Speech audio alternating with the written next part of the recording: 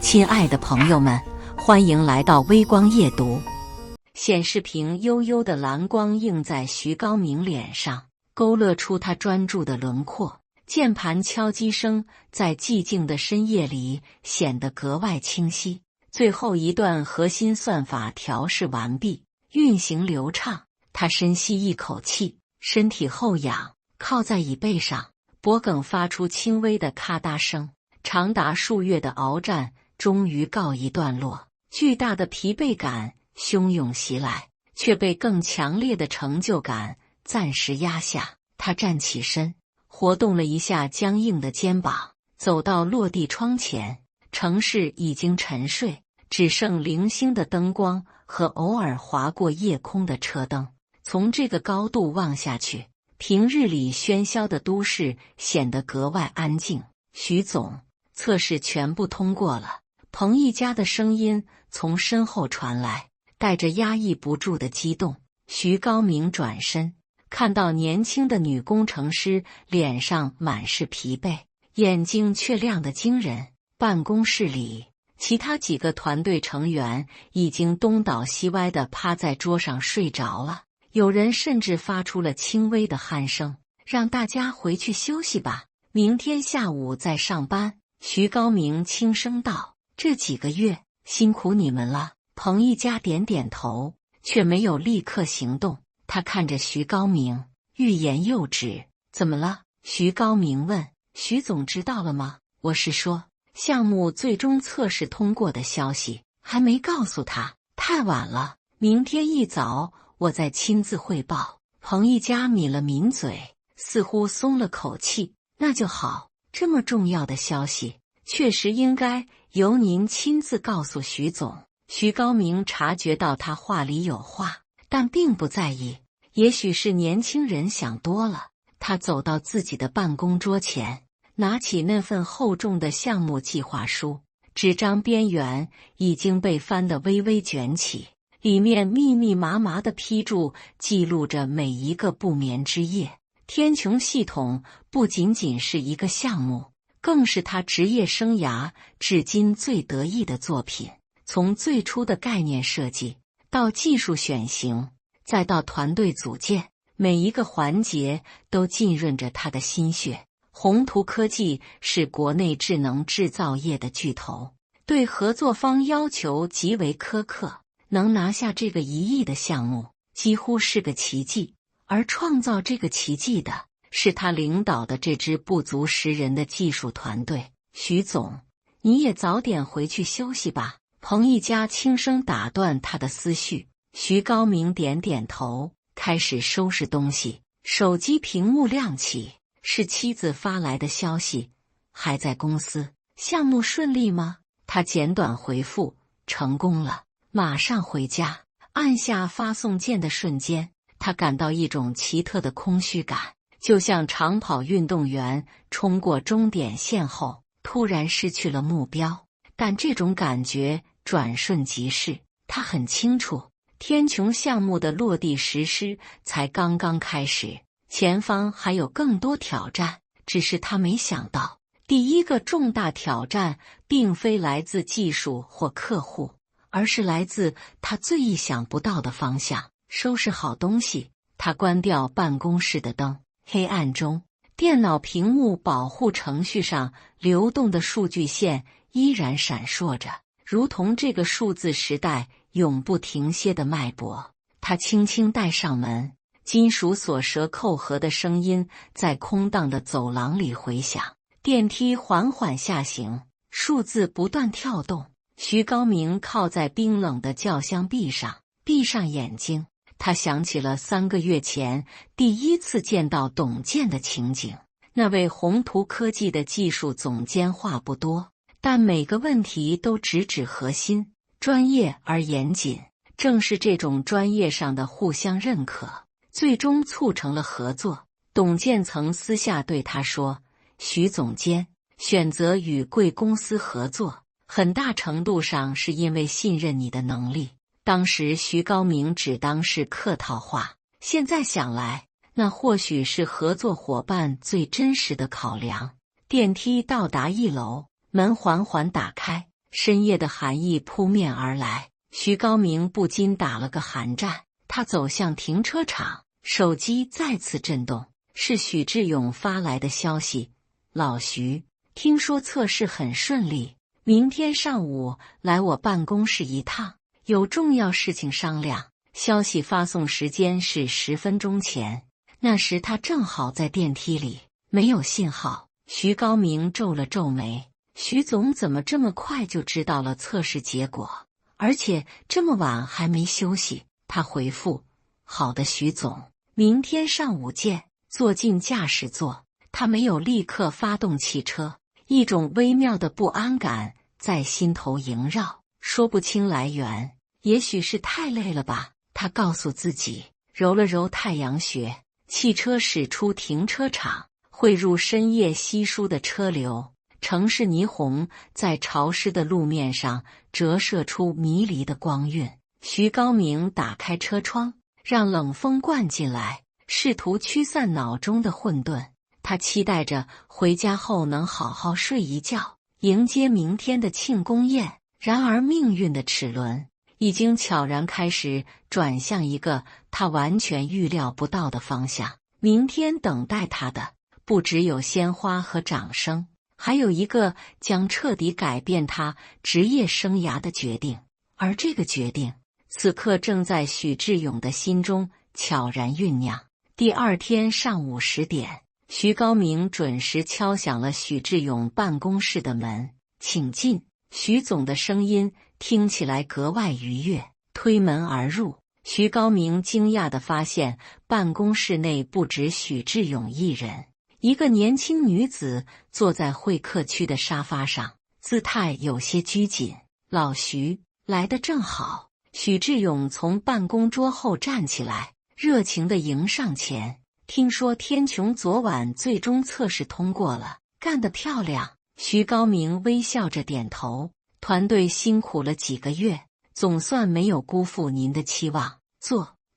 许志勇引他到会客区，向年轻女子介绍：小武，这就是我一直跟你提起的徐总监，我们公司的技术顶梁柱。女子站起身，略显腼腆地伸出手：徐总监好，我是徐武，新来的实习生。徐高明与他握手时，注意到他与许志勇有几分相似的面容，心下顿时了然，这就是徐总经常挂在嘴边的侄女。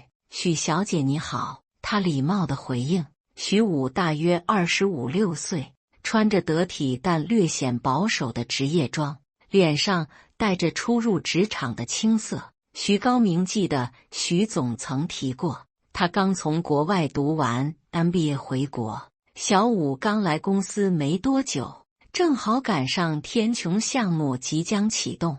许志勇笑着说：我让他多跟你学习学习。徐总过奖了。徐高明谦虚道，内心却泛起一丝疑惑。许志勇向来不喜欢亲属介入公司重要事务，今天的态度有些反常。许志勇踱步到窗前，背对着他们：老徐啊，这个1亿的项目对我们公司意味着什么？你应该很清楚。是的，这是公司迄今为止最大的单子，不仅仅是金额的问题。许志勇转身，目光炯炯。更重要的是，他打开了我们与宏图科技合作的大门。如果这个项目成功，后续的合作机会不可估量。徐高明点头表示认同，这也是他为何倾注如此多心血的原因。如此重要的项目，需要最可靠的人来负责。许志勇话锋一转，但同时也要考虑公司的未来。年轻人需要成长的机会，对吧？徐高明感到话题正向一个奇怪的方向发展，他谨慎地回答：团队里确实有几个年轻人很有潜力，彭一家就是其中之一。一家是不错，但毕竟经验尚浅。许志勇摆摆手，突然看向徐武：我觉得小武的资质很好，国外学到的现代管理理念正是公司需要的。徐武有些不安地挪动了一下身体，轻声道：“叔叔，我才刚来，什么都不懂，不会可以学吗？”许志勇打断他：“有许总监这样的专家指导，进步肯定会很快。”徐高明终于明白了许志勇的意图，他想让侄女参与项目，很可能是为了给他镀金，这在职场中并不少见，但通常不会放在如此重要的项目上。许总，天穹项目的技术复杂度很高，实施周期又紧，可能不太适合新手直接参与核心工作。徐高明委婉地提醒。许志勇脸上的笑容淡了一些。老徐，你的顾虑我理解，但也要给年轻人机会嘛。小武虽然技术方面不强，但他学的项目管理知识很系统。徐高明还想说什么，但许志勇已经转移了话题。好了，具体安排我们晚点再谈。今天晚上我已经在君悦酒店订了包间，庆祝项目成功签约。离开老板办公室时，徐高明心中的不安感更加强烈。许志勇对他的提醒避而不谈，这不是个好兆头。走廊上，他遇到正要送文件给许志勇的彭一家。徐总找您是为了庆功宴的事吗？彭一家问，眼神中带着探寻。主要是这个。徐高明简短回答，没有透露更多细节。彭一家似乎想说什么，但最终只是点点头。那晚上见。望着他离去的背影，徐高明忽然意识到，公司里可能已经有一些风声在流传。职场从来都不是信息封闭的地方。下午，团队沉浸在项目成功的喜悦中。徐高明请大家喝了下午茶，办公室里难得洋溢着轻松的气氛。然而在这种气氛下，徐高明却感到一丝疏离，仿佛他已经站在某个重要转折点的边缘，只是尚未察觉。晚上7点，君悦酒店的宴会厅内觥筹交错，许志勇包下了整个 VIP 区域。公司中层以上管理人员基本到场，徐高明作为主角之一，自然成为众人关注的焦点。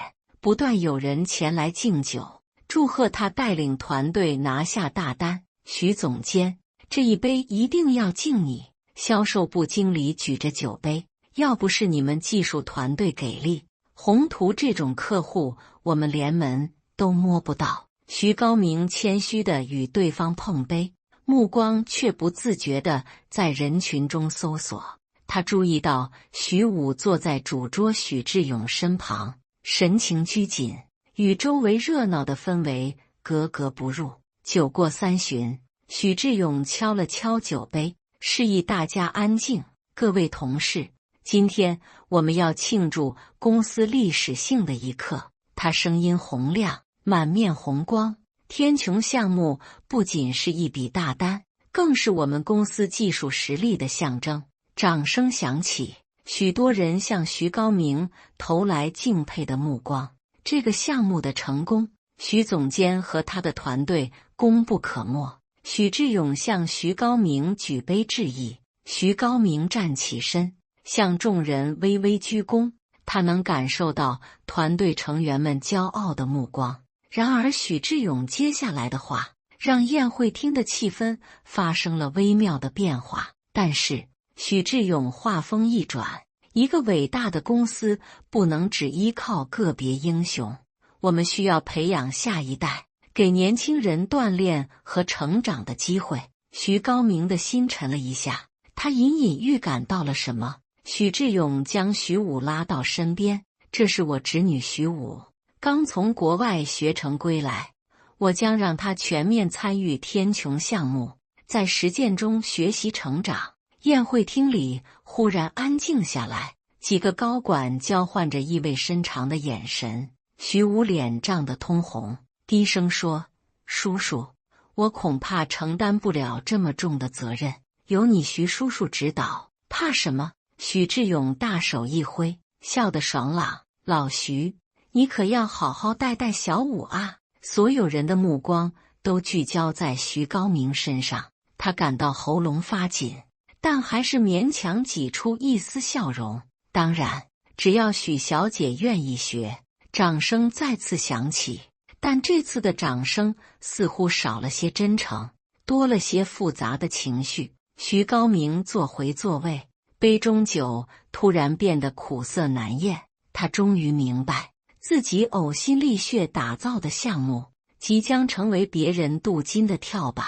庆功宴在一种诡异的气氛中继续，不少人前来向徐高明敬酒，眼神中却带着同情或探究。彭一家悄悄走到他身边，低声问：“徐总，这是什么情况？”徐总的意思是要许小姐接管项目吗？徐高明摇摇头，还不清楚，明天才知道具体安排。但他心里明白，事情已经朝着他不愿看到的方向发展。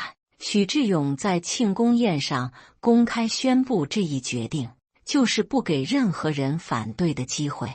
宴会接近尾声时，许志勇端着酒杯来到徐高明身边：“老徐，我知道你可能有些想法。”他压低声音：“但相信我，这是为了公司长远发展考虑，你理解我的，对吧？”徐高明看着老板的眼睛，第一次感到那双眼中的算计多于真诚。“徐总，项目的技术复杂度很高，任何变动都可能影响最终交付。”他试图做最后的努力。许志勇拍拍他的肩膀：“放心，小武只是挂名学习，实际工作还是你负责，这也是为他将来在公司发展铺路。”这话听起来合理，但徐高明的直觉告诉他，事情不会这么简单。职场上，所谓挂名往往是最初的一步，之后便是权力的逐步转移。离开酒店时，夜风带着凉意，徐高明站在门口等待驾，望着城市璀璨的夜景，心中却一片冰凉。手机震动，是董健发来的消息：“徐总监，恭喜项目测试顺利，期待下周一的启动会议。”徐高明盯着屏幕，手指悬在键盘上，不知该如何回复。他该如何告诉合作伙伴，项目可能即将迎来一位毫无经验的新负责人？而此刻，酒店内的许志勇正对徐武说：“小武，从明天起你就是天穹项目的负责人了，好好干，别让叔叔失望。”徐武咬着嘴唇，眼中既有兴奋又有惶恐。“叔叔，我真的可以吗？”徐总监徐高明是技术人才，但公司需要的是管理者。许志勇意味深长地说：“你要记住，在这个位置上，信任比能力更重要。”这句话如同预言，将在未来的日子里一次次得到印证。而对徐高明而言，这个本该充满荣耀的夜晚，却成了他职业生涯的转折点。他不知道，明天等待他的将是一个更加直白而残酷的安排。周一清晨，徐高明比平时早半小时到达公司，办公室里空无一人，只有保洁阿姨推着清洁车走过的声音。他坐在自己的位置上，打开电脑，却迟迟没有开始工作。周五庆功宴上的场景在他脑海中回放。许志勇宣布徐武参与项目时那不容置疑的语气，同事们微妙的眼神变化，还有徐武本人那混合着紧张和野心的表情。8点刚过，彭一家急匆匆走进办公室，看到徐高明已经在了，显得有些惊讶。“徐总，您这么早，睡不着就早点来了。”徐高明勉强笑了笑：“周末休息的怎么样？”彭一家放下包，神色凝重：“徐总，我听到一些风声，关于项目人事变动的。”徐高明的心沉了下去。“什么风声？”“有人说徐总要让他的侄女直接负责天穹项目，您会被调去负责其他不太重要的项目。”彭一家压低声音：“这应该不是真的吧？”就在这时，徐高明的座机响了，是许志勇秘书打来的，通知他9点准时到徐总办公室开会。我知道了。徐高明挂断电话，对彭一家说：“等开会后就知道了。”团队其他成员陆续到来，办公室的气氛明显不同往常。往常周一的轻松被一种紧张的沉默取代，大家似乎都预感到了什么。9点整，徐高明走进许志勇办公室，徐武已经坐在里面，穿着一身崭新的职业套装，神情紧张。老徐，来得正好。许志勇从文件中抬起头，关于天穹项目的人员安排，我想跟你详细谈谈。徐高明在徐武对面的沙发上坐下，平静地等待老板的下文。经过慎重考虑，许志勇双手交叠放在桌上，我决定让徐武担任天穹项目的正式负责人，他将全权负责项目的日常管理和客户沟通。尽管早有预感，听到这话时，徐高明还是感到一阵刺痛。他深吸一口气，保持冷静：“徐总，我能理解您培养新人的初衷，但许小姐刚入职，对项目和技术都不了解，直接负责这么重要的项目，风险很大。”徐武低下头，手指不安地搅在一起。许志勇笑了笑，语气却不容反驳：“正因为项目重要，才需要新鲜血液。小武在国外学过最先进的项目管理方法，正好可以应用到实践中。技术上不是还有你吗？”“我的角色是？”徐高明直接问道。“你作为技术总监，负责技术层面的支持和指导。小武有任何技术问题，都可以向你请教。”许志勇说得轻描淡写。徐高明明白，这实际上是将他排除在项目管理核心之外。所谓的技术支持，不过是个虚名。“徐总，宏图科技那边，这个你不用担心。”许志勇打断他：“我已经跟董总监通过电话，介绍了小武的情况，董总监表示理解和支持。”徐高明难以置信地看着许志勇，他竟然已经单方面通知了客户，完全没有征求自己的意见。具体的交接工作今天就开始。许志勇站起身，表示会议结束。“小武，你现在就跟徐总监去项目组，他带你熟悉一下情况。”走出办公室，徐高明感到一阵眩晕。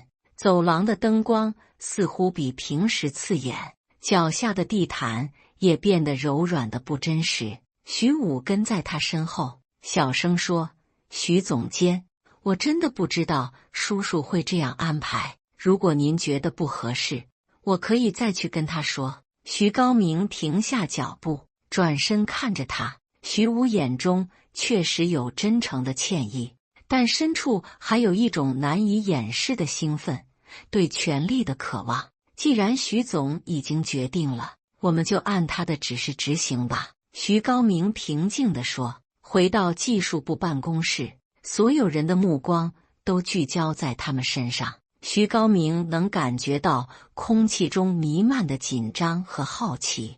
大家暂停一下手上的工作。徐高明尽量让自己的声音保持平稳。“徐总刚刚宣布，由徐武小姐担任天穹项目的负责人。从今天起，项目的日常管理和决策由许小姐负责。”办公室里一片死寂。几秒钟后，窃窃私语声如同潮水般响起。彭一家猛地站起来，脸上写满震惊和愤怒，但被徐高明用眼神制止了。“许小姐会跟大家单独谈话，了解项目进展。”徐高明继续说：“请大家积极配合。”他走向自己的办公室，身后传来徐武略显紧张的声音：“大家好，我是徐武，希望能和大家合作愉快。关上办公室的门，外界的声音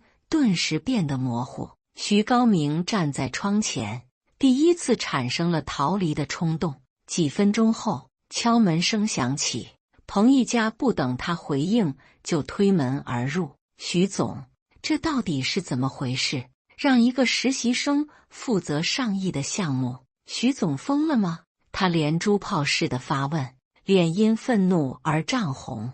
徐高明示意他关门，坐下说：“这可是我们辛苦几个月的成果，现在让一个什么都不懂的人来指挥，我不接受。”彭一家语气激动：“这是公司的决定。”徐高明平静地说：“我们作为员工，只能执行。”彭一家不可置信地看着他：“徐总，您就这么接受了？这明显是任人唯亲，对您太不公平了。”公平？徐高明心中苦笑，职场何曾真正公平过？他只是没想到许志勇会做得如此明目张胆，连最基本的掩饰都不要。一家，冷静点，他说，项目成功才是最重要的，不管谁负责，我们都要确保交付质量。可是，敲门声再次响起，徐武站在门口，怯生生地问：“徐总监，能耽误您几分钟吗？我想了解一下项目的当前状态。”彭一家冷哼一声，头也不回地离开了办公室。徐高明示意徐武坐下：“你想了解什么？”徐武拿出一个精致的笔记本：“叔叔，徐总说项目下周就要正式启动了，我想知道目前的准备工作进展。”徐高明花了半小时简要介绍了项目情况，徐武认真记着笔记，不时提出一些问题。徐高明惊讶地发现，他确实有一些项目管理理论知识，但对技术细节几乎一窍不通。徐总监，我有个想法。介绍结束后，徐武突然说：“我觉得项目计划太过保守了。我在学校学过敏捷开发方法，也许我们可以尝试更快的迭代周期。”徐高明皱眉：“天穹系统涉及硬件集成，不能简单套用软件开发的敏捷方法。现有的计划是经过反复论证的，但我们必须创新，不是吗？”徐武眼中闪烁着理想主义的光芒。徐总说，我们要给客户展示全新的管理理念。徐高明突然感到极度疲惫，这种纸上谈兵的热情，在实际项目中往往是灾难的开始。我建议你先熟悉项目的基本情况，再考虑调整计划。他委婉地说。徐武点点头，但眼神表明他并没有听进去。当天下午，徐高明发现自己的项目管理系统权限已经被修改，他仍然可以查看项目文件，但审批和决策权限已经转移给了徐武。更让他心寒的是，许志勇下发了一份正式通知，明确规定了徐武的项目负责人地位，而徐高明只被列为技术顾问，团队士气明显低落。整个下午，办公室里罕见的安静，没有人讨论工作，大家都在用眼神和沉默交流着不满。下班前，彭一家再次来到徐高明办公室：“徐总，有几个人私下找我，说如果这种情况持续，他们考虑离职。”他低声说：“这个项目凝聚了大家太多心血，现在却被这样对待。”徐晓明沉默片刻，告诉大家，再观察一段时间，也许情况没有想象的那么糟。但他自己都不相信这句话。风暴才刚刚开始，而他已经看到了远方聚集的乌云。回家的路上，徐高明收到了董健的消息：“徐总监，听说贵公司对项目负责人做了调整，能否约个时间详细聊聊？”徐高明握着手机，良久不知如何回复。他该如何向合作伙伴解释这场荒唐的人事变动？而董健的这条消息又将引发怎样的连锁反应？周二一大早，徐高明决定找许志勇做最后一次努力。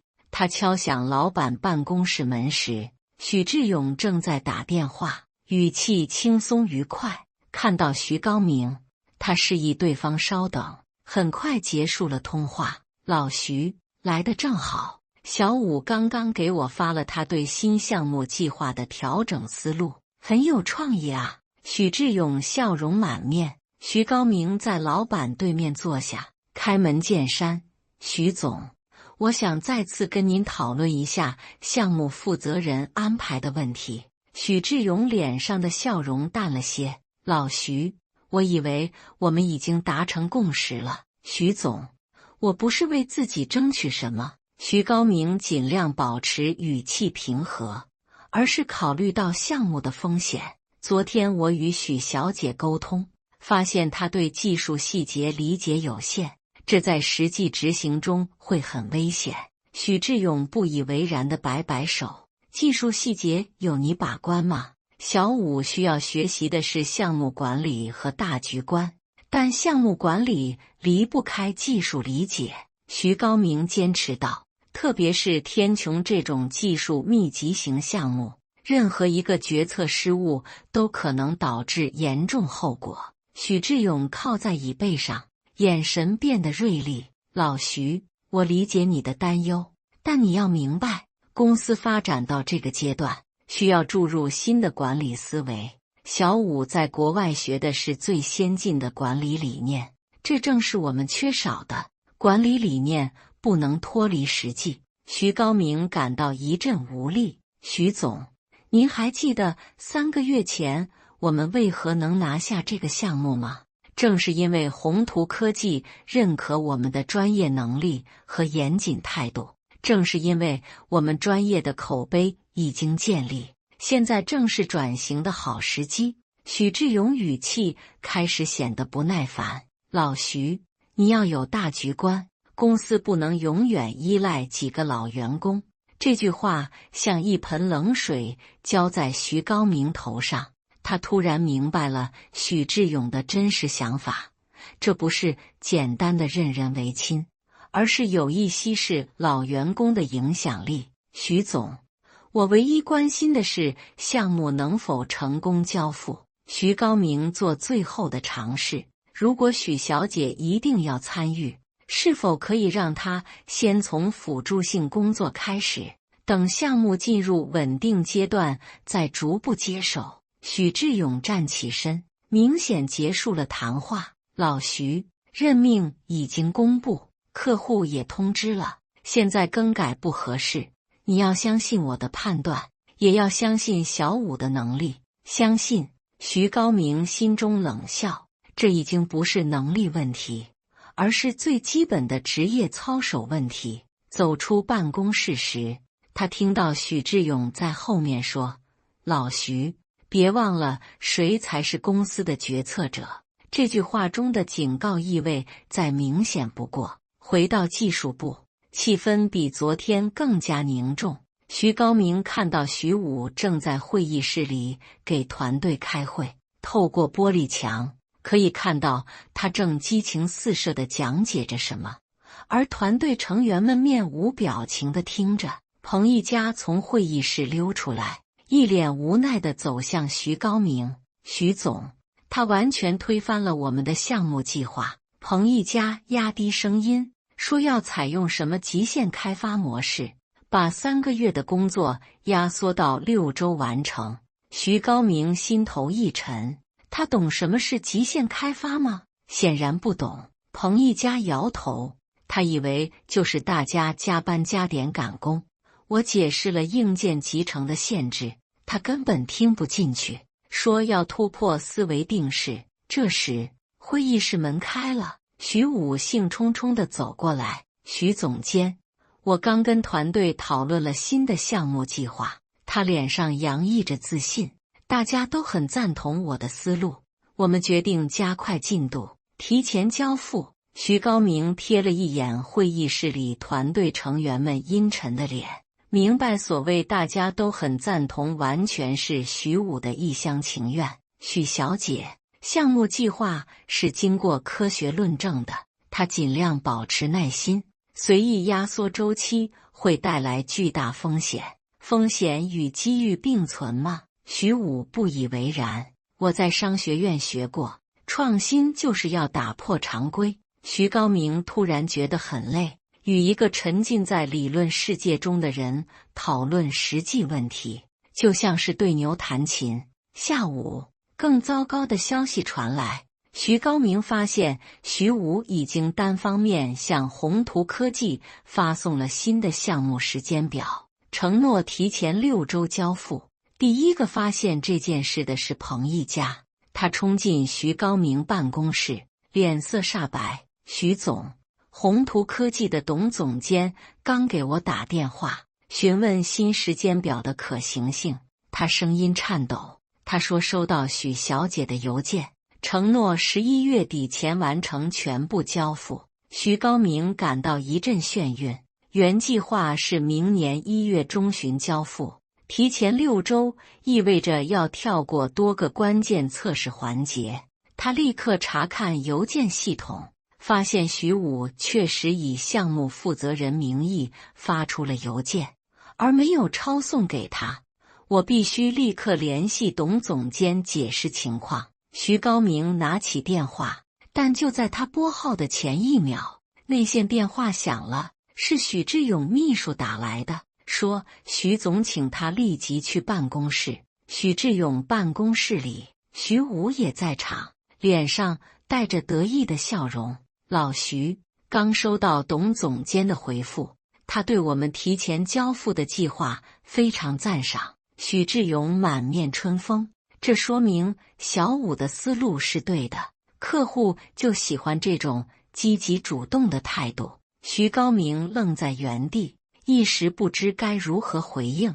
他原本以为董监会质疑这种不专业的承诺，没想到对方竟然赞赏。徐总，我需要亲自与董总监沟通一下技术细节。徐高明谨慎地说。不必了，许志勇摆手，小武已经全权负责客户沟通，你专注于技术支持就好。徐高明看向徐武，他微笑着说，徐总监放心，我会定期向您请教的。从老板办公室出来，徐高明感到一种前所未有的无力感，他意识到自己已经被完全排除在决策圈外，连与客户直接沟通的权利都被剥夺了。回到座位，他立刻给董监发了一封邮件，委婉地提醒新时间表可能存在技术风险，建议安排一次电话会议详细讨论。1小时后，他收到了董监简洁的回复，已与许小姐确认，相信贵公司能如期交付。这完全不像董监一贯严谨的风格。徐高明皱眉思索，突然意识到一种可能性，董监或许已经看出了这家公司的内部问题，但选择不点破，只是冷静地观察着。这种想法让他感到脊背发凉。如果连客户都已经开始失去信任，项目的命运可想而知。下班时，徐高明在电梯里遇到徐武，他今天显然心情极好，哼着轻快的小调。徐总监，谢谢您的支持。电梯下降时，他突然说，我知道您可能对我的能力有疑虑，但请给我一个证明自己的机会。徐高明看着电梯显示屏上跳动的数字，淡淡地说，我唯一关心的是项目成功，他一定会成功的。徐武信心满满，我会向所有人证明，叔叔的选择是对的。电梯到达1楼，门缓缓打开，徐武迈着轻快的步伐离去，高跟鞋敲击大理石地面的声音在空旷的大厅里回响。徐高明站在原地，看着他的背影消失在旋转门后。他拿出手机，看到妻子发来的消息，今晚回家吃饭吗？孩子说想你了。他回复，半小时后到家，按下发送键的瞬间，他做了一个决定：如果这种情况持续，他必须考虑自己的未来了，不是为了赌气，而是为了最基本的职业尊严。然而他没想到，转折点来得如此之快。第二天，一场突如其来的危机将彻底改变所有人的命运，而这场危机的种子已经在徐武盲目自信的决策中悄然埋下。周三早晨，徐高明一进办公室就察觉到异常的气氛，几个团队成员聚集在彭毅家的工位旁，低声讨论着什么。见他进来，立刻散开了。发生什么事了？徐高明问彭毅家。彭毅家叹了口气，把电脑屏幕转向他。许小姐昨天下午直接给硬件组下达了指令，要求他们跳过安全性测试，直接进入集成阶段。徐高明心中一惊，硬件组照做了，理工尝试解释必须完成测试，但许小姐说客户期待的是创新，不是循规蹈矩。彭一家苦笑，他甚至暗示不配合工作的人可能会被调离项目组。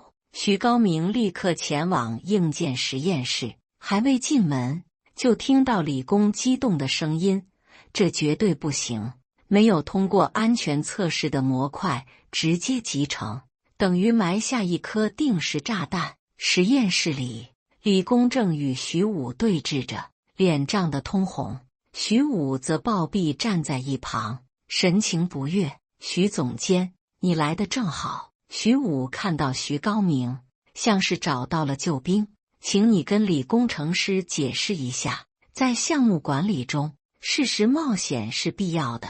徐高明没有直接回应，转向李工，具体情况是什么？李工指着实验台上一个半成品的控制模块，这个模块的过热保护功能测试没通过，理论上有短路风险，按照规程必须返工解决后才能继续集成。风险概率是多少？徐高明问。实验室环境下大概3%，但实际应用中如果环境温度较高，可能升至1%左右。理工回答。徐武插话：1%的风险概率完全可以接受，我们在商学院学过，任何项目都有风险，关键是要计算风险与收益的比率。徐小明严肃地看着他：许小姐，这不是商业决策，而是技术安全底线。1%的概率意味着每100台设备中就可能有1台出现故障，对宏图科技这样的客户来说是完全不可接受的。但我们已经向客户承诺了交付时间。徐武提高了音量：如果每个细节都这么较真，怎么可能提前完成？实验室里其他工程师都停下了手中的工作，关注着这场争论。徐高明能感受到空气中的紧张。许小姐，我建议立即停止当前工作，按原计划完成测试。徐高明保持冷静。至于交付时间，我可以协助你与客户沟通调整。徐武冷笑着摇头。徐总监，我才是项目负责人。徐总明确指示，项目决策由我全权负责。这句话像一记耳光打在徐高明脸上，他明白徐武正在用权力压制专业意见。既然这样，请你在项目决策记录中明确记下，技术团队建议完成安全测试，但负责人决定跳过此环节。徐高明平静地说。徐武的表情僵硬了，他明白这个记录意味着什么。如果将来出现问题，责任将完全由他承担，没有必要这么正式吧？他语气软了下来。我们可以再讨论。不，很有必要。徐高明坚持，这是项目管理的基本规范，也是对你自己的保护。最终，徐武不情愿地同意了暂时停止集成工作，但要求李工在最短时间内完成测试。离开实验室时，李工悄悄对徐高明说：“徐总，这样下去不行啊，他根本不懂技术，还胡乱指挥。”徐高明只能拍拍他的肩膀，先做好本职工作吧。回到办公室，徐高明发现自己的邮箱里已经收到徐武发来的正式通知，为确保项目高效推进，所有技术决策必须经过他批准方可执行。这意味着，连最基础的技术工作现在都需要徐武签字确认，而他对技术几乎一窍不通。下午的情况更加混乱，由于徐武对技术流程不熟悉，审批效率极低，许多工程师排队等待他的签字，而他却需要反复询问基础概念。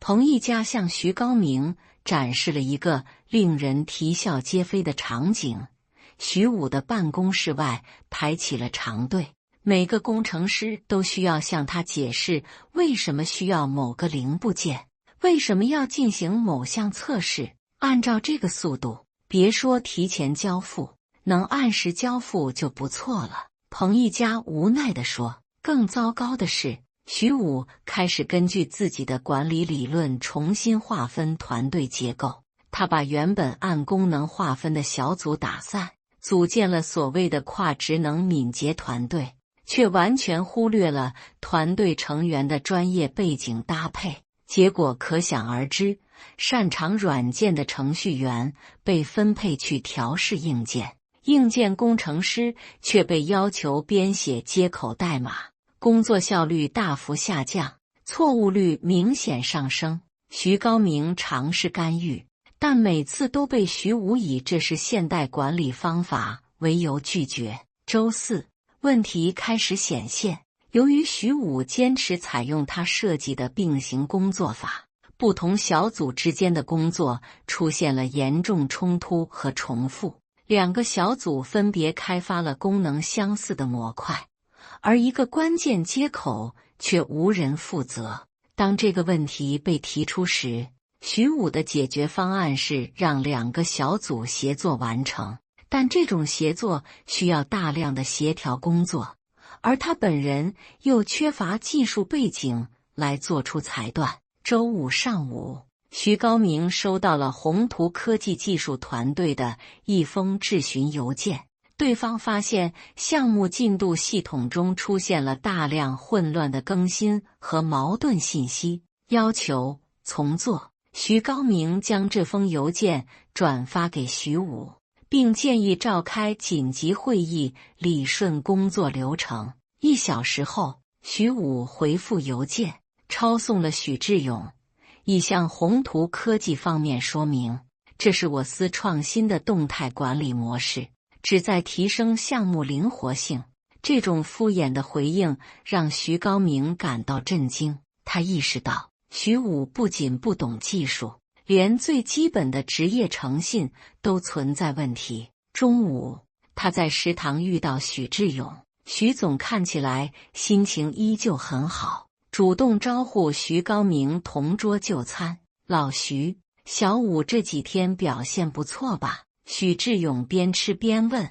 听说他引入了一些创新管理方法，团队反响很好。徐高明放下筷子，认真地说：“徐总，实际情况恰恰相反，团队工作效率大幅下降，客户已经开始质疑我们的专业度。”许志勇不以为然地笑了：“老徐，你就是太保守了，改革总会遇到阻力，关键是坚持方向。但这已经不是保守与否的问题。”许志勇打断他：“我知道你心里不平衡，但你要明白，公司将来是小武他们的，我们老一辈要学会放手。”这句话彻底打消了徐高明继续沟通的念头。他明白，许志勇已经听不进任何理性意见。下午3点，彭一家急匆匆来到徐高明办公室，神色慌张：“徐总，出事了！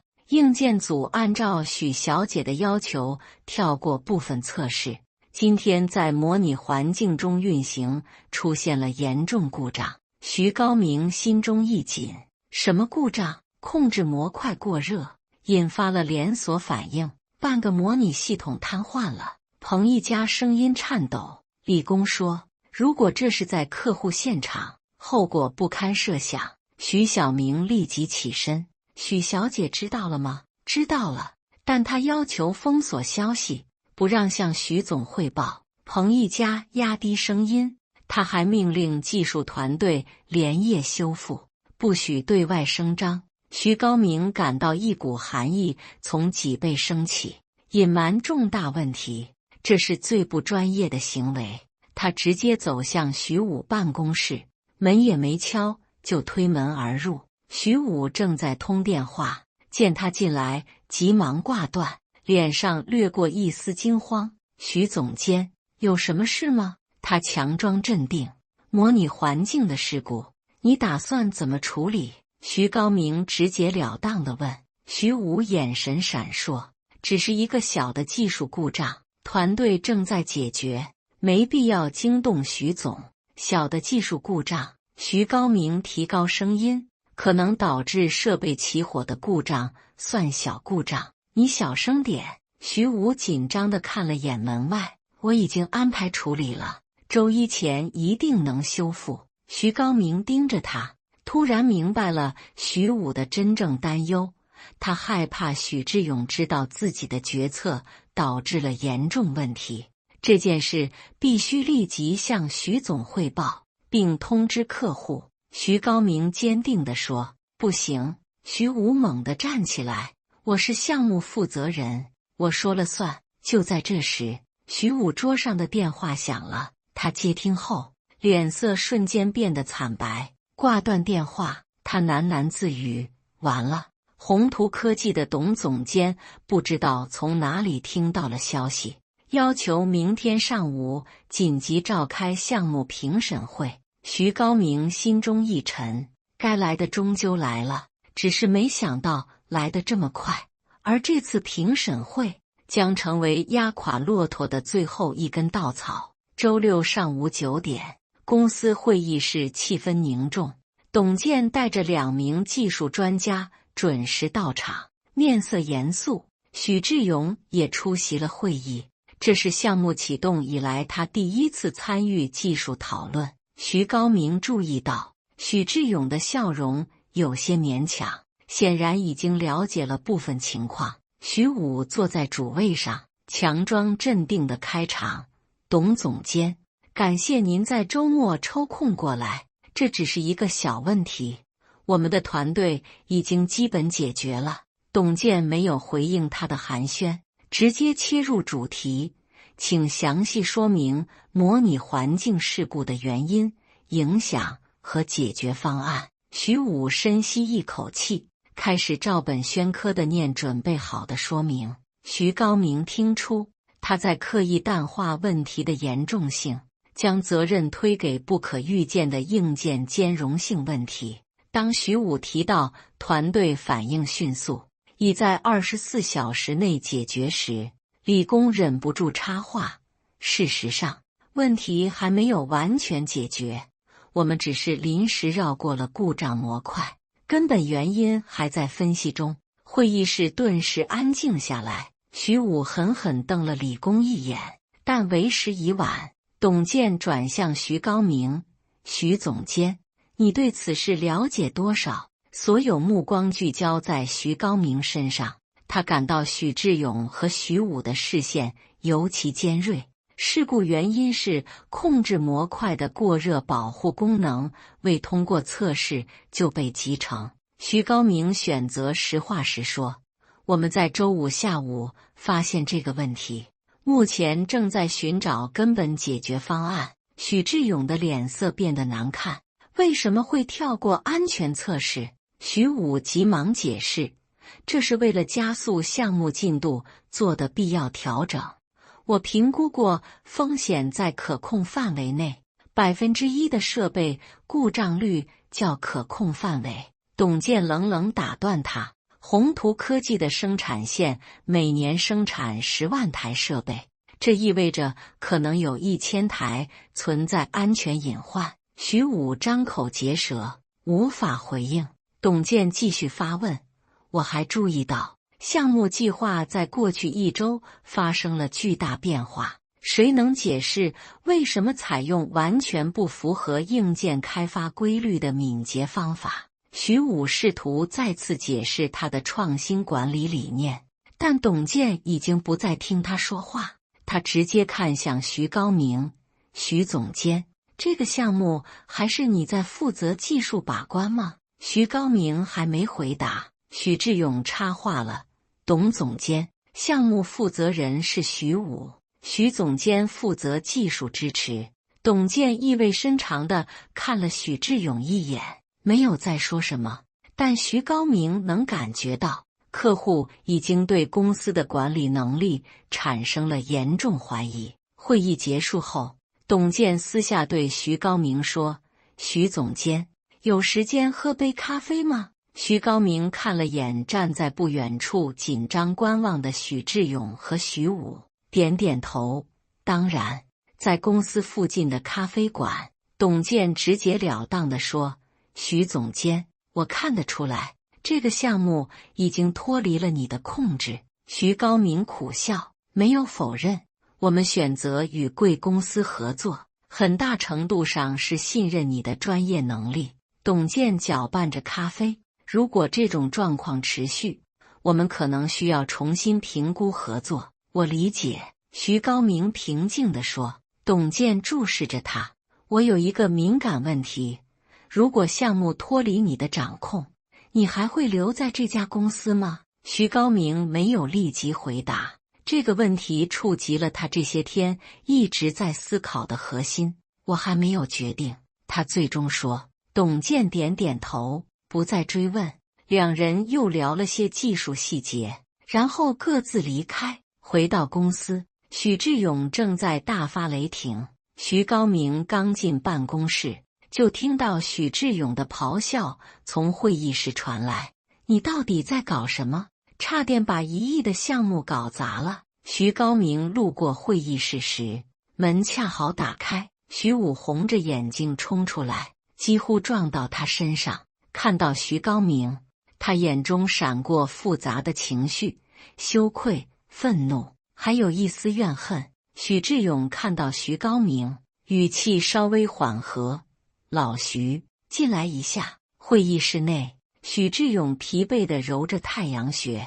今天的事很糟糕，董健明显对我们失去了信心。徐高明沉默以对。从下周起，你多介入项目管理工作。许志勇说，小武毕竟经验不足，需要更多指导。这话与1周前的态度形成了鲜明对比，但徐高明明白，这并非真心信任，而是危机面前的权宜之计。徐总，我认为需要正式调整项目管理结构。徐高明说，否则类似问题还会发生。许志勇犹豫了，再给小武一次机会吧，我会严肃批评他，让他更尊重你的意见。徐高明感到深深的失望。许志勇仍然试图在亲属关系和项目风险之间寻找平衡，而不是以专业为唯一考量。周一，徐武的态度果然有所改变，他主动来找徐高明商量工作，至少在表面上是这样。但徐高明很快发现，这只是一种表演，在实际决策中，他仍然坚持己见，只是方式更加隐蔽。更糟糕的是，徐武开始有意无意地边缘化徐高明，重要会议不再通知他参加，关键决策在他不知情的情况下做出。周三下午，徐高明偶然发现团队正在准备一次重要的设计评审，这是他2周前就安排的会议，但现在没有人通知他具体时间。评审会是什么时候？他问彭一家。彭一家惊讶地看着他，明天上午9点。许小姐没说吗？他还特别强调这次评审很重要。徐高明查看邮箱和内部通讯系统，确实没有收到任何通知，这显然是有意的疏漏。更让他心寒的是，第二天他偶然经过会议室时，发现评审会已经进行了一半。透过玻璃墙，他看到徐武正在自信满满地讲解设计思路，而几个团队成员的表情明显充满疑虑。会议结束后，彭一家悄悄来到他办公室：“徐总，今天的评审简直是一场灾难。”他摇头叹息。许小姐坚持修改核心架构，说这样能提升系统扩展性，但按照她的方案，性能会下降30%以上。有人提出异议吗？徐高明问。李工尝试解释，但许小姐说这是战略决策，不需要讨论技术细节。彭一家苦笑，最可笑的是，他根本不懂自己提出的方案有什么问题。徐高明感到一种前所未有的无力感，他意识到自己留在这家公司已经失去了意义，不仅无法保证项目质量，连最基本的专业尊严都无法维持。下班后，他一个人留在办公室，整理着电脑中的文件，多年的工作记录，无数的技术文档，还有天穹项目从零开始的每一个脚印。这些都曾是他的骄傲，现在却变成了讽刺。手机响起，是一个猎头打来的电话，对方提供了一家竞争对手公司技术副总裁的职位，条件和待遇都很有吸引力。徐高明没有立即答应，只说需要时间考虑。挂断电话后，他站在落地窗前，望着城市的夜景，这个他奋斗了8年的地方，这些他一手培养起来的团队，难道真的要放弃吗？但继续留在这里，他又能改变什么？许志勇的任人唯亲已经根深蒂固，公司的专业文化正在被破坏性管理侵蚀。周五，一件小事最终促成了他的决定。公司收到宏图科技的正式函件，要求在下周一举行高层会议，讨论项目方向和管理问题。这明显是对项目进展不满的正式表达。许志勇紧急召集徐武和徐高明开会，但会议开始10分钟后，徐高明就被礼貌地请出了会议室。许志勇解释说，有些管理层面的问题需要先和徐武讨论。站在会议室外的走廊上，徐高明突然笑了，那是一种冰冷的、充满讽刺的笑。他回到办公室，开始撰写辞职信，每一个字都敲得坚定而平静。当许志勇和徐武结束会议，想来征求他的意见时，他们发现徐高明办公室的门紧闭着，而门后的徐高明已经做好了彻底离开的准备。他不知道自己的这个决定将在10天后让许志勇面临怎样的困境。而天穹这个他倾注心血的项目，正朝着不可逆转的失败深渊加速滑去。周一早，徐高明准时到达公司。与往常不同，他穿着一身熨烫平整的深色西装，而非平时 casual 的技术人员装扮。办公桌上，一个纸箱已经准备好了，里面只装了几件个人物品，妻子和孩子的照片，一支用了多年的钢笔，还有一本已经翻旧的技术手册。9点整，许志勇的秘书打来电话：“许总监，许总，请您现在到会议室，宏图科技的会议10分钟后开始。”“我知道了。”徐高明平静地回答。他拿起早已准备好的信封，走向会议室。信封里是他的辞职信，简洁而直接，没有多余的解释。会议室里，许志勇和徐武已经就座，两人正在低声讨论着什么。看到徐高明进来，许志勇招手让他坐在自己身边。“老徐，今天的情况可能有点棘手。”许志勇压低声音。“董健亲自带队过来，看来是要给我们施压，你得全力支持小武。徐高明没有说话，只是微微点头。他将信封放在桌上，动作自然的像是在放一份普通文件。徐武今天显得格外紧张，不断翻动着面前的资料，嘴里念念有词地重复着准备好的说辞。9点10分，董健带着3名助手准时入场。与上次不同，这次他的表情更加严肃，连基本的寒暄都省略了。徐总，我们直接开始吧。董健开门见山。过去2周，项目进度严重滞后，技术质量出现明显下滑，我需要一个合理的解释。许志勇示意徐武回答。他深吸一口气，开始照本宣科的解释，将问题归咎于团队适应新管理方法的过渡期。徐高明安静地听着，注意到董健的眼神越来越冷。当徐武提到创新管理方法已经初见成效时，董健终于忍不住打断了他。许小姐，我不管什么创新管理。董健语气严厉。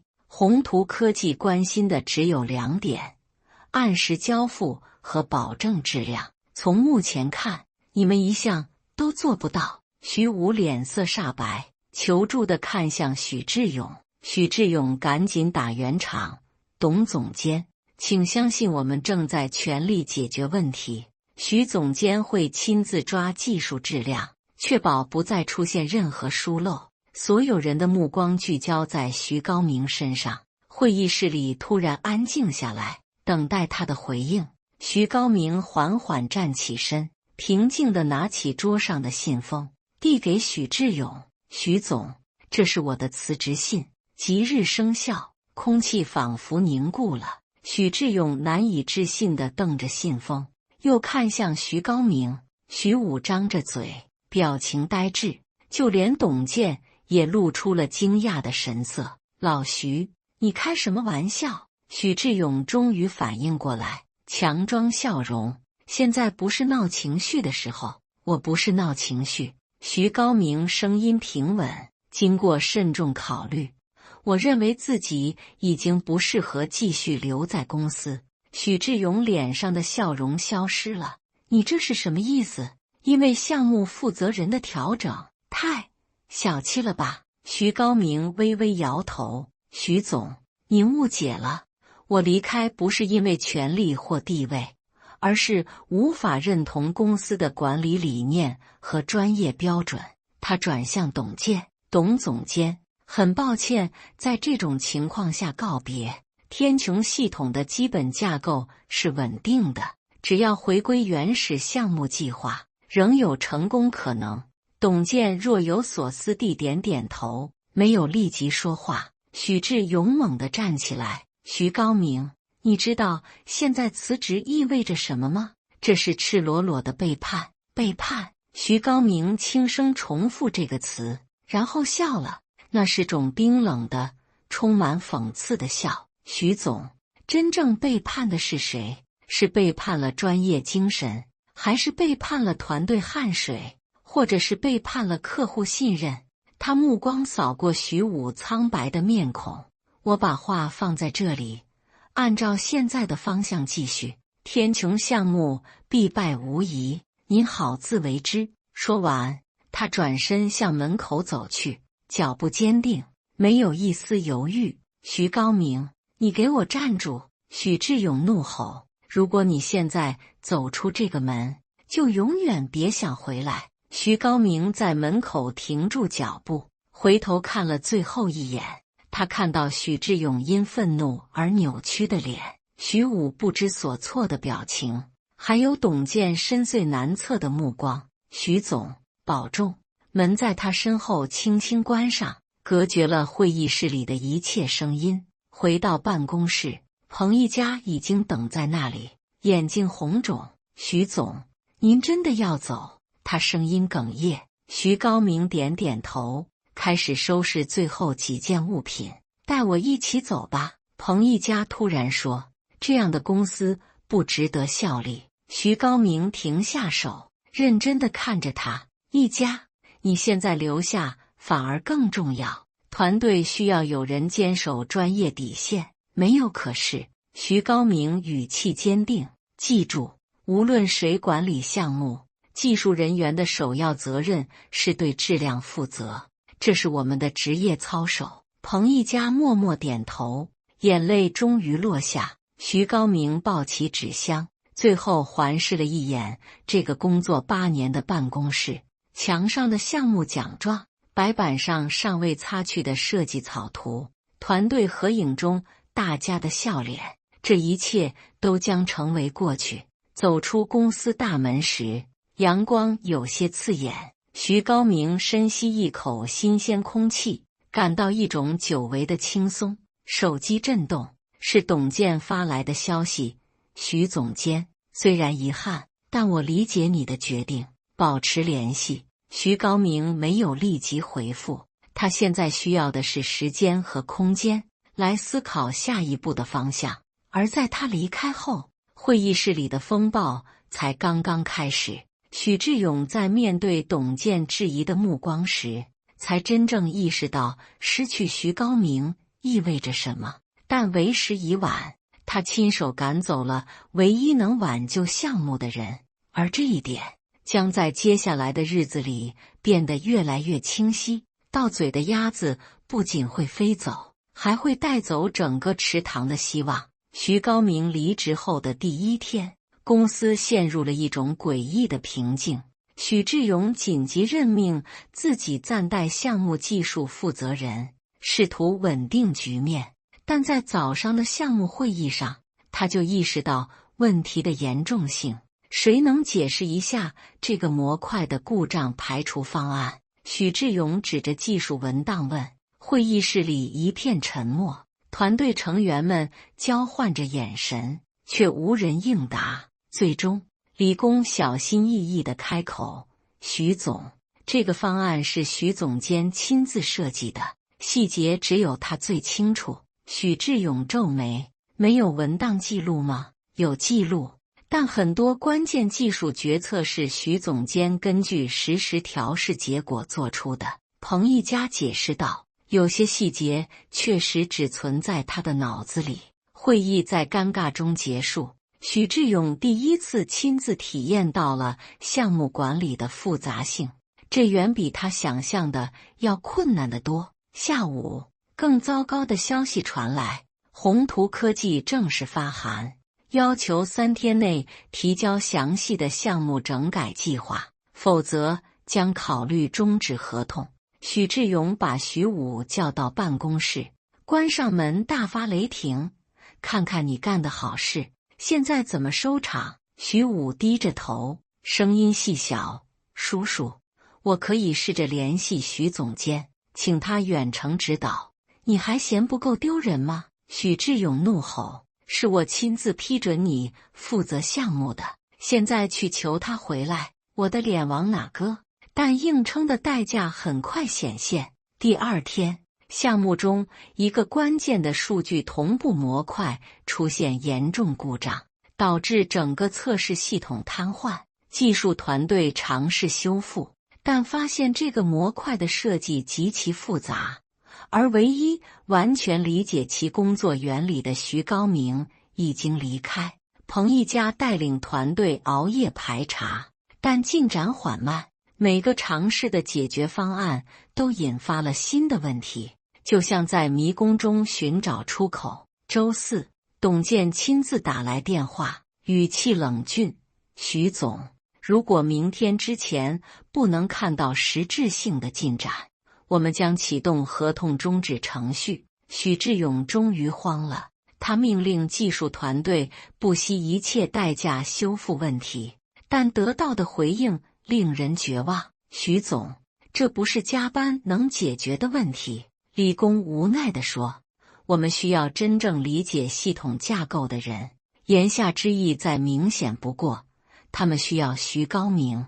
当晚，许志勇独自在办公室待到深夜，桌上是堆积如山的技术文档，他试图理解其中的内容，但那些专业术语和复杂流程图对他来说如同天书。他第一次真正理解了徐高明曾经的价值，那不仅是技术能力，更是一种将复杂问题化繁为简的系统思维。而这一切都被他亲手赶走了。周五早上，许志勇终于放下自尊，拨通了徐高明的电话。铃声响了很久才被接起。喂，徐高明的声音平静如常。老徐啊，是我。许志勇努力让语气轻松些。最近怎么样？挺好，有时间陪陪家人，也在考虑新的机会。短暂的沉默后，许志勇切入正题。公司这边遇到点技术难题，想请你帮个忙。当然，有偿咨询。电话那头安静了片刻。徐总，我已经离职了，公司的项目问题应该由现任团队解决，但这个问题只有你能解决。许志勇忍不住提高了声音。老徐，就算帮我个人，行吗？对不起，徐总，我已经有了新的职业规划，不便再参与前公司的事务。许志勇还想说什么，但徐高明已经礼貌地结束通话。我还有事，先挂了，祝你好运。听着电话里的忙音，许志勇感到一阵恐慌。他意识到徐高明是认真的，那个一向温文尔雅的技术总监真的不会再回来了。与此同时，项目危机进一步升级，由于数据同步问题迟迟无法解决，宏图科技已经暂停了项目付款，并正式发出违约警告。周末，许志勇试图通过猎头联系其他技术专家，但得到的反馈令人沮丧。业内顶尖人才在了解项目现状后都婉拒了邀请。一名资深顾问直言不讳：徐总，我研究过天穹系统的设计，坦白说，这个系统的灵魂是徐高明，没有他，重造一个比修复更容易。周一早上，许志勇拖着疲惫的身躯来到公司时，收到了最沉重的打击。宏图科技正式通知，由于项目严重违约，将根据合同条款追讨预付款及违约金，总额高达3000万元。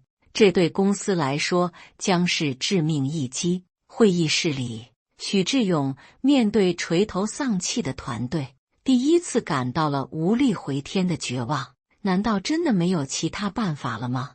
他几乎是自言自语。彭一家轻声说：徐总，或许您可以亲自去找徐总监谈谈，也许还有转机。许志勇苦笑着摇头，自尊和现实在他内心激烈交战，而时间已经所剩无几。他不知道的是，就在他挣扎的同时，徐高明已经找到了新的方向，一个将彻底改变行业格局的机会正在悄然酝酿，而那个机会与濒临失败的天穹项目有着千丝万缕的联系。徐高明离职的第10天清晨，手机铃声打破了他的晨间宁静。屏幕上显示的是许志勇的号码，这已经是过去3天里的第7次来电了。他没有接听，任由铃声在空旷的客厅里回荡。窗外，朝阳正从城市天际线升起，给高楼大厦镀上一层金色。这10天里，徐高明并没有闲着，他接受了竞争对手智创科技的邀请，出任技术副总裁。这家公司规模虽小，但技术实力雄厚。最重要的是，他们尊重专业。今天是他在新公司正式入职的日子。选择这家公司的一个重要原因是，他们与宏图科技也有业务往来，但专注于不同的产品线。驱车前往新公司的路上，徐高明思绪万千。他并不怨恨许志勇，更多的是感到惋惜。一个本可成功的项目，因为任人唯亲而走向失败，这是典型的商业悲剧。智创科技的 CEO 亲自在门口迎接他。高明，欢迎加入。听说你今天正式入职，我特意准备了个惊喜。徐高明有些意外，什么惊喜？进去就知道了。CEO 神秘地笑着走进会议室，徐高明愣住了。董健正坐在里面，看到他进来，立即站起身握手。董总监，你怎么在这里？徐高明惊讶地问。董健微笑着，我现在应该称呼你徐总了。智创科技刚刚与宏图科技达成了战略合作，而天穹项目将是首个合作重点。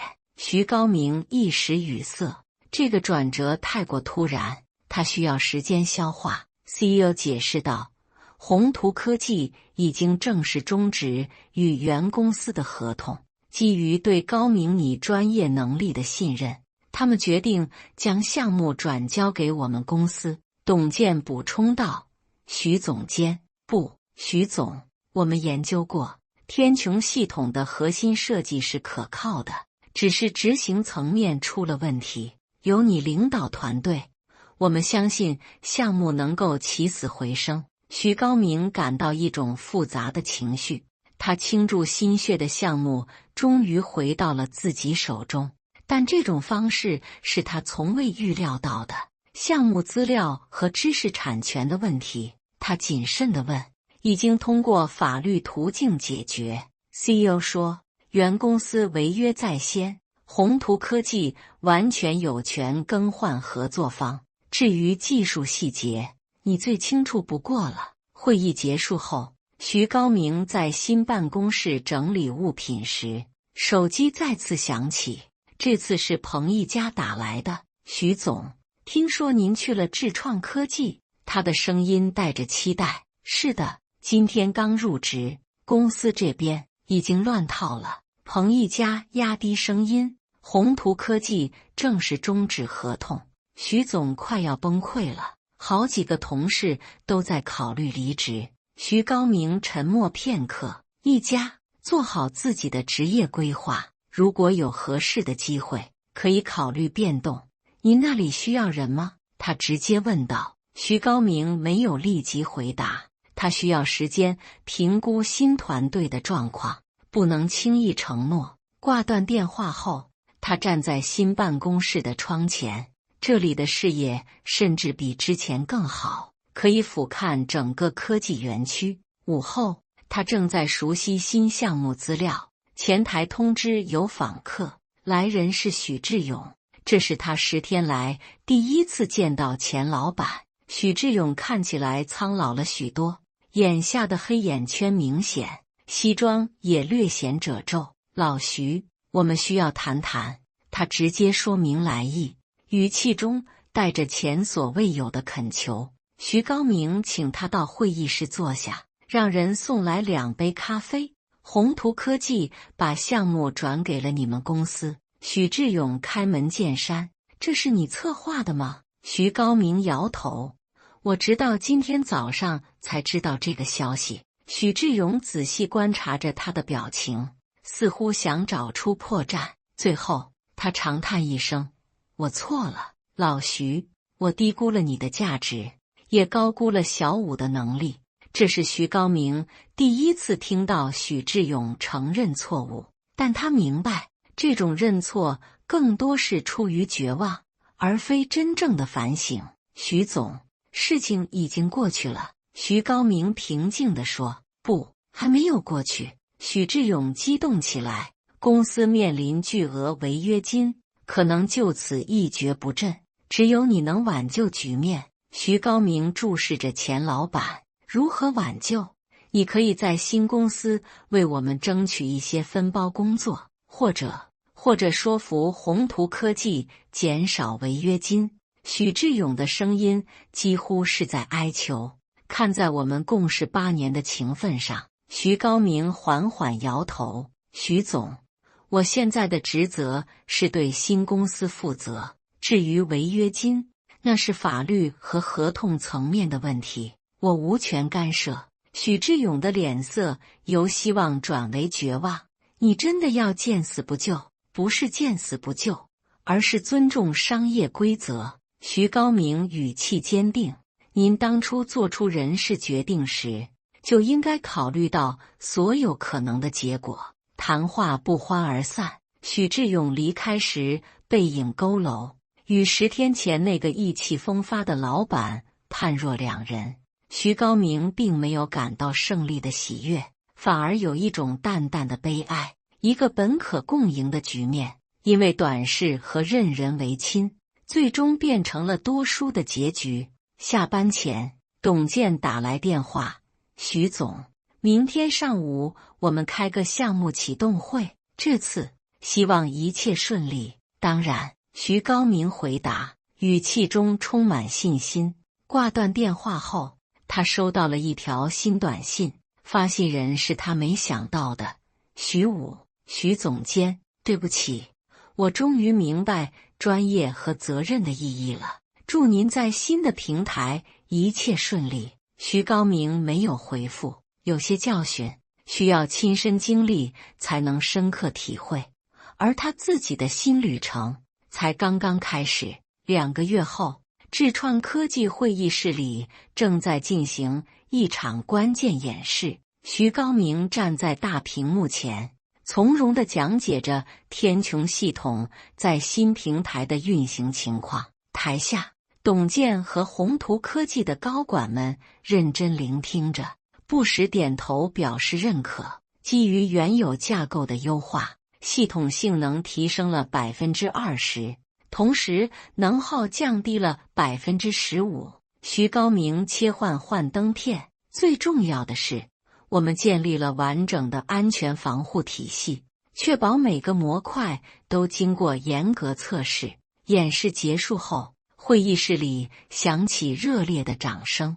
董健走上前与徐高明握手：徐总，不愧是你，这个项目只有在你的领导下才能发挥真正价值。会议结束，众人陆续离开后，董健特意留下来与徐高明单独交谈。听说你前公司的情况不太好。董健语气平淡。许志勇正在四处寻求并购，但恐怕很难找到接盘者。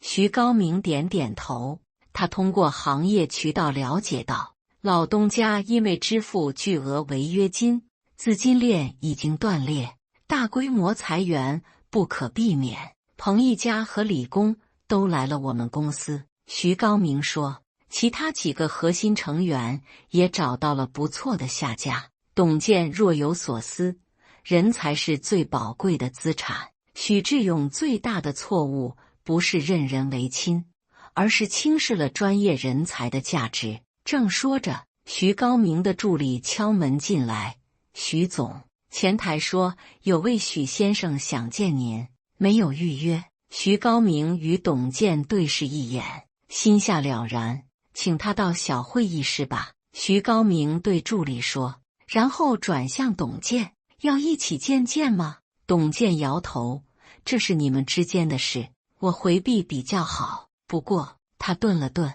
从商业角度，我不建议你与他有任何合作。小会议室里，许志勇比2个月前更加憔悴，他穿着不再笔挺的西装，眼中布满血丝。老徐，我长话短说。许志勇开门见山，公司撑不下去了，我准备申请破产，但在那之前，有些员工的前途。